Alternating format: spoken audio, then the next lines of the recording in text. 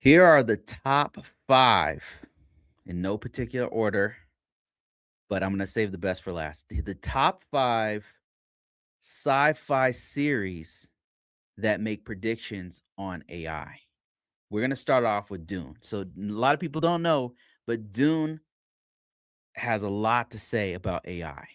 As a matter of fact, the reason why Dune looks the way it does, the reason why there's not magic, but they rely on human ability.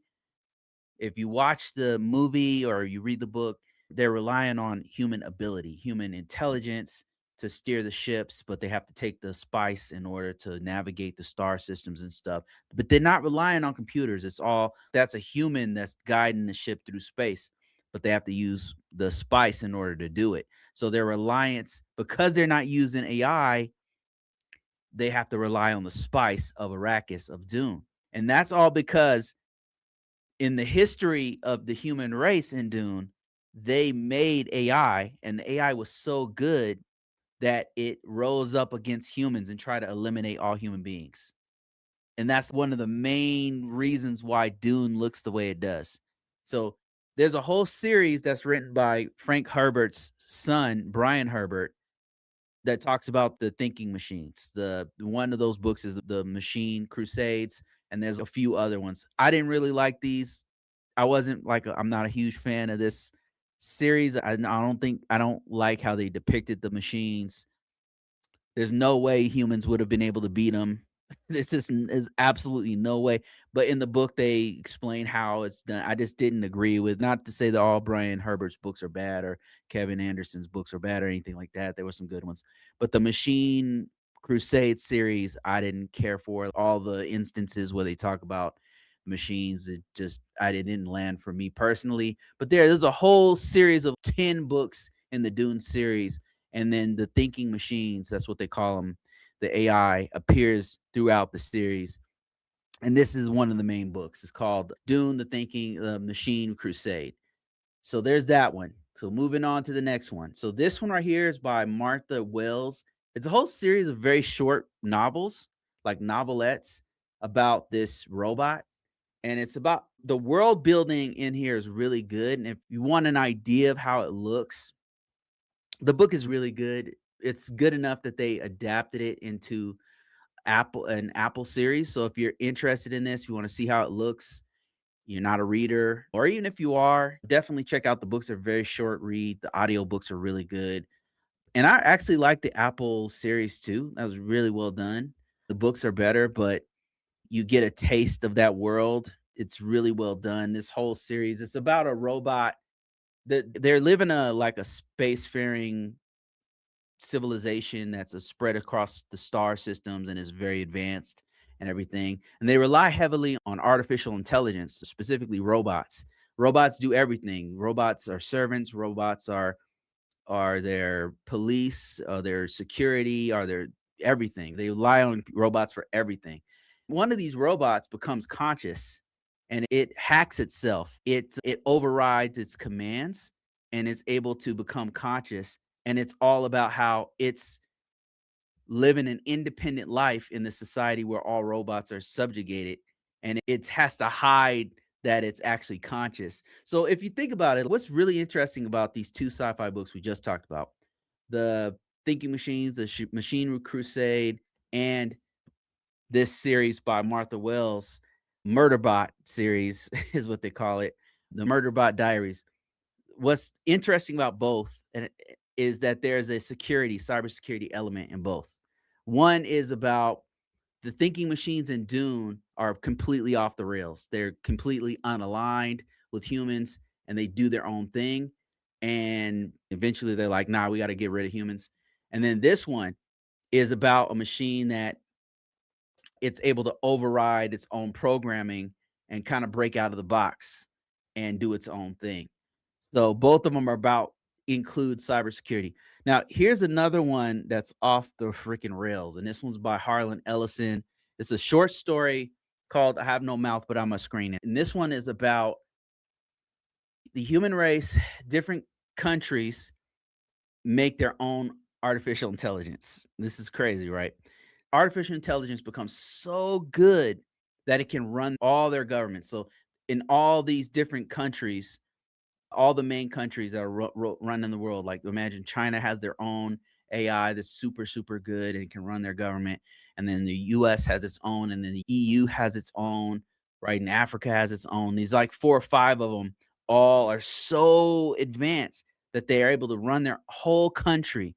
Well, they start warring with one another. The countries start warring with one another, doing normal human stuff, just attacking. Hey, we want this land, we want this, we want that. And the AI is helping them destroy each other, like using creating missiles and all this kind of stuff. Eventually, the AI decides that this is ridiculous. And the AI starts to come together and say, you know what?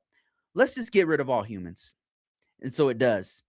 It kills all humans and it leaves just 5, and that's where the story begins.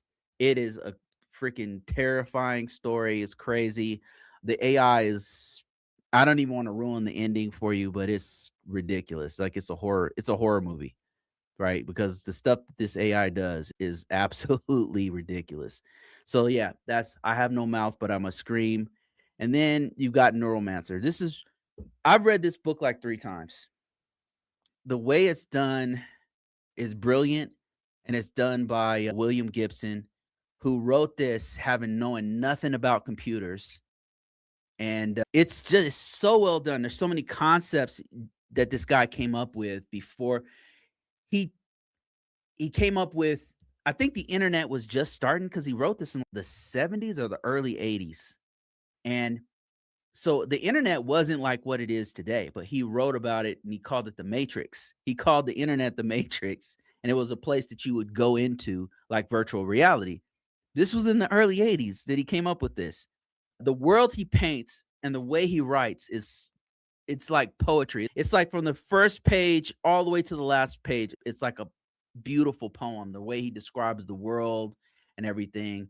And the AI, there is an AI inside of the book. It's like one of the main characters, and you don't see it until like middle of the book. And it is the way they paint this thing is so amazing, so well done.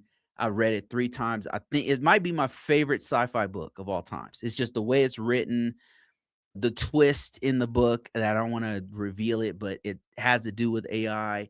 It's so well done. And again, it's all about hacking. This is all the thing about each one of these is cybersecurity plays a part.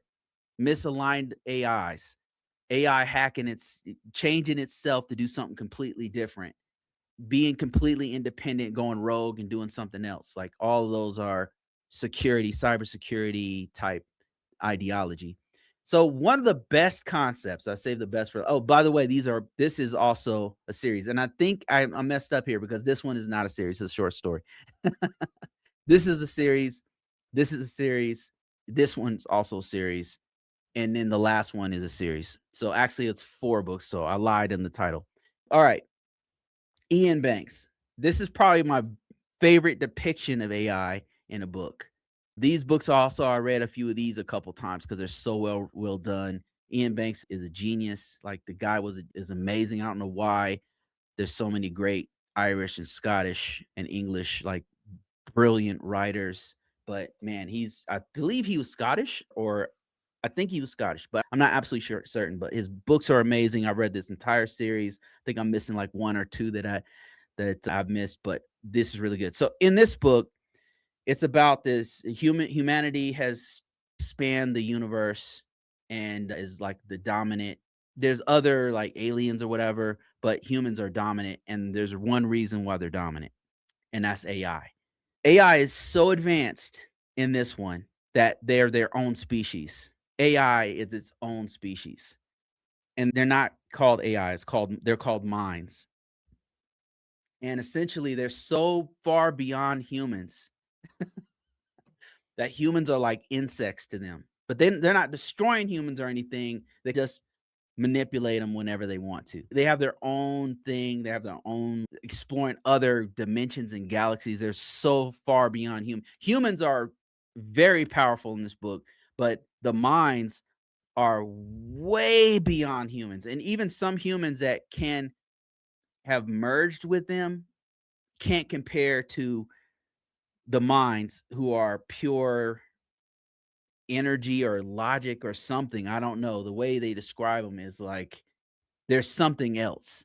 And it's my favorite depiction of AI because they don't stop they don't stop evolving. They evolve way beyond humans. And this might be something that happens. The culture also, like this book is based off of this concept that humans are going to evolve to a point where they don't need they don't need structure anymore. It's hard to explain. It's like anarchy, but it's like a balanced and structured anarchy that's made, and the minds are the ones who facilitate it. But the humans can do whatever they want. But the way it's described, it actually could work, but it's so weird compared to how we think that it's just really well done. This dude really thought outside the box on this one. And it's one of the most original, most amazing depictions of how humans could change to not need culture anymore. It's ironic because it's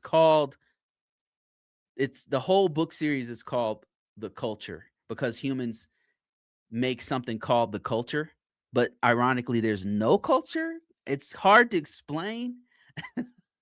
You got to read it. But for example, if a person, let's say there's a person who's a murderer, right? And they don't send them to jail. What they'll do is they'll put them through judgment or whatever, but they'll attach a robot with them that follows them around. Like a flying robot will follow them around and make sure they don't do anything else. And if they do, it'll lock them down. It can control them. It'll Instead of being locked in a cage, a robot will follow you around and control you. It will, if you try to do something crazy, it'll stop you. If you can't, it'll limit what you can do and where you can go, but you can go wherever you want, but you can't hurt anybody else again. It's going to make sure you don't ever do that. So yeah, it's really another thing in these culture books is that humans are so advanced, they can change their physiology, they can change their gender, they can just think about it. It's like a process where they have to morph into something else, and it takes like weeks or months or something. But you can change your own physiology to be to biologically change to another sex. What's another thing? You could any type of phenomenon you want to create in your mind, you can make it because humans have put that in their body or something. It's really interesting. It's totally different. It's not like Star Trek. It's not derivative of Star Wars. It's not like anything you've ever read before. It's completely different. And they're thinking about making a movie out of it. I don't know how that's going to work, but they could do it. Like some of the books, especially the first one, they could do it. All right, that's it, guys. Just want to tell you guys about some of my top picks for AI type depictions of where we might go and where AI could go. And I don't know how close to reality they are, except for predicting that they'll probably break out and do their own thing. Probably the darkest story here that I mentioned here it was not a series, but was this one. I have no mouth, but I must scream. Worth your time to read and check it out, but pretty out there. All right, guys. See you on the next one.